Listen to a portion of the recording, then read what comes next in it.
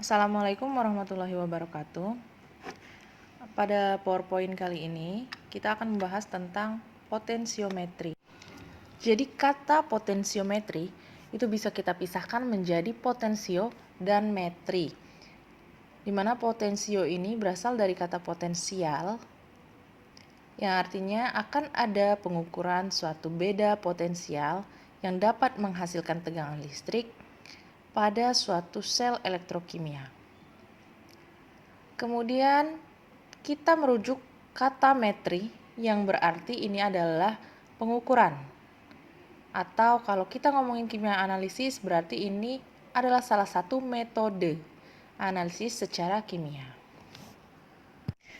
Oke, selanjutnya kita akan bahas tentang beda potensial. Kalau kalian mendengar kata beda potensial, inilah yang pada akhirnya akan menyebabkan adanya tegangan listrik. Nah, dalam mata kuliah elektrokimia, kita meninjau beda potensial ini dari jumlah elektron. Jumlah elektron siapa? Jumlah elektron yang dimiliki oleh suatu konduktor. Kembali lagi ke istilah sel elektrokimia, di dalam sel ini pasti ada sepasang konduktor atau sepasang elektroda. Bisa kita sebut anoda satu, satunya itu katoda, jadi dia pasti sepasang. Nah, jumlah elektron di katoda dan anoda ini memiliki perbedaan yang cukup besar sehingga di satu sisi elektron menumpuk, di sisi lainnya elektronnya hanya sedikit. Inilah yang kita sebut dengan beda potensial, perbedaan jumlah elektron. Akibat perbedaan ini, elektron tersebut jadi ngalir, mengalami pergerakan dari elektroda negatif ke positif. Nah, saat elektron ini mengalir, itulah terjadi aliran listrik atau arus listrik. Setelah kita ngomongin tentang beda potensial, akhirnya kita masuk ke salah satu analisis kimia yang memanfaatkan prinsip beda potensial, yaitu potensiometri. Nah, potensiometri ini adalah pengukuran analitik kimia berdasarkan perubahan potensial atau perubahan jumlah elektron dari suatu elektroda untuk mengetahui konsentrasi suatu analit atau suatu larutan yang diuji.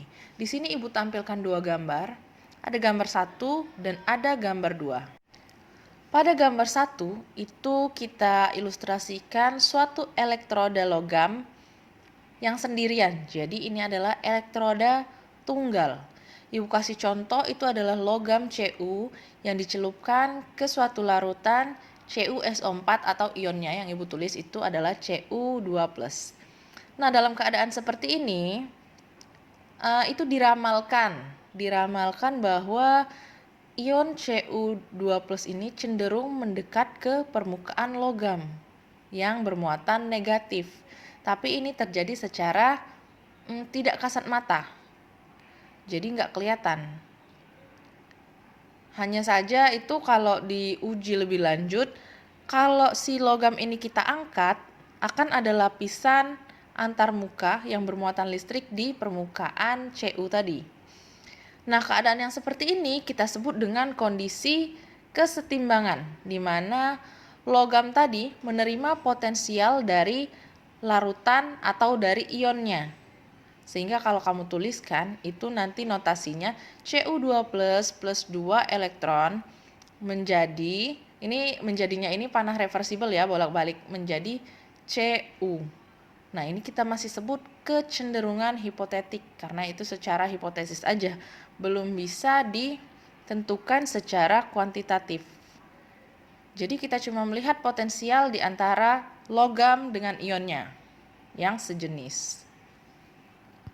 Dari gambar ini, gambar 1, kita nggak bisa ngomongin istilah beda potensial. Karena yang namanya beda, itu pasti ada pembanding.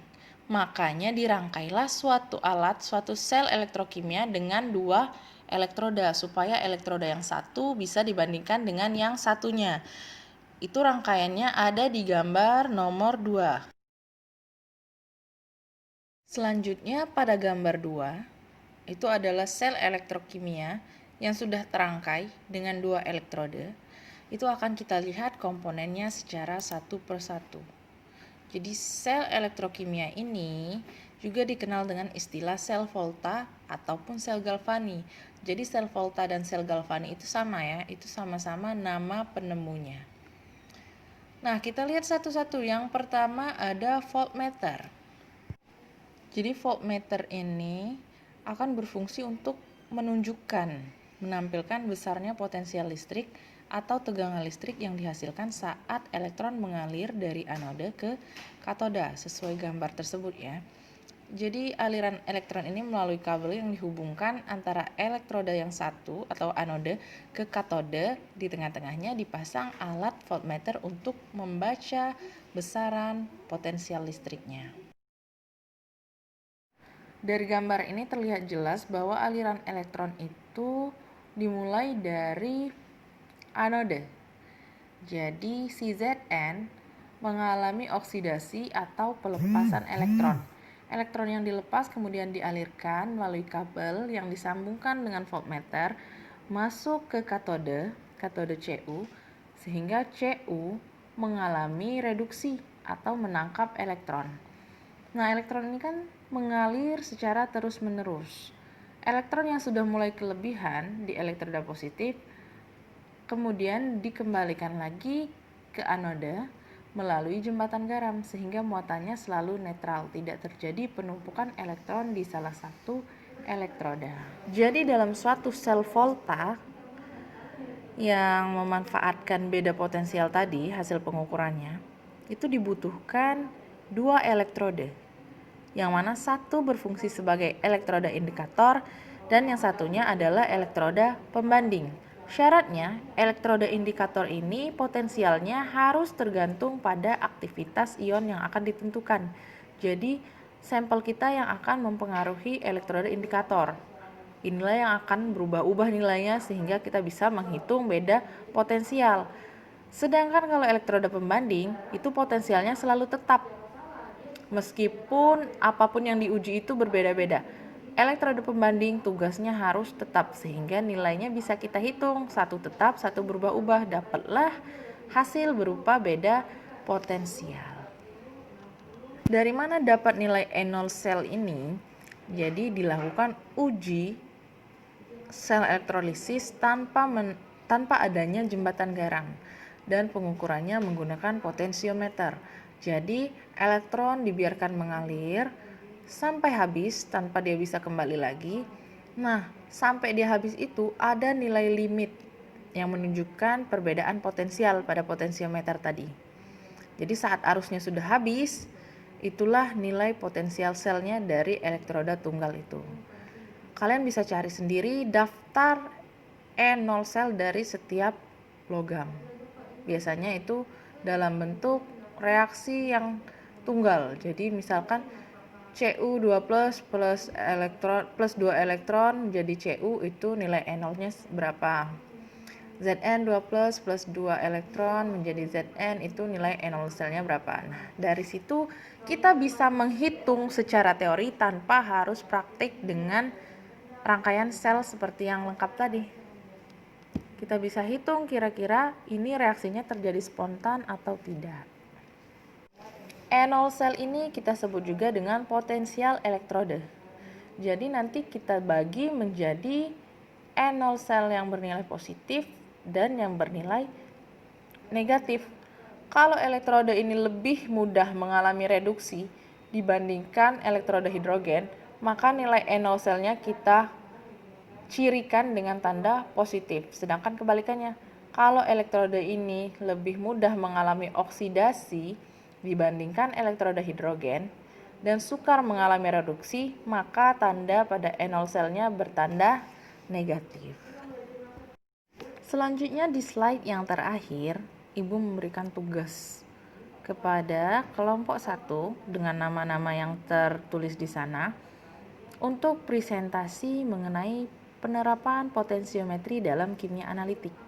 Ada 2 yang akan kita bahas. Yang pertama potensiometri langsung dan yang kedua adalah titrasi potensiometri. Yang akan kamu jelaskan di situ meliputi prinsipnya gimana Jadi potensiometri langsung dalam kimia analitik itu prinsip yang dimanfaatkan apa, aplikasinya gimana, dan contoh pengaplikasiannya itu pada saat yang seperti apa. Gitu juga yang titrasi potensiometri. Prinsipnya apa, aplikasinya di mana, serta kasih contohnya. Silakan dibuat dalam bentuk PowerPoint yang juga ditambahkan audionya. Jadi dibuat juga kayak seperti Ibu buat ini. Nanti uploadnya di mana dan kapan akan Ibu infokan melalui WA Group. Oke. Itu saja yang bisa Ibu sampaikan untuk bahasan potensiometri. Jadi setiap kelompok atau setiap mahasiswa nanti akan mendapat giliran presentasi. Jadi ditunggu saja ya. Tentang bahannya apa dan apa yang harus dipresentasikan nanti Ibu infokan lebih lanjut. Terima kasih atas perhatiannya. Ibu cukupkan sampai di sini. Wassalamualaikum warahmatullahi wabarakatuh.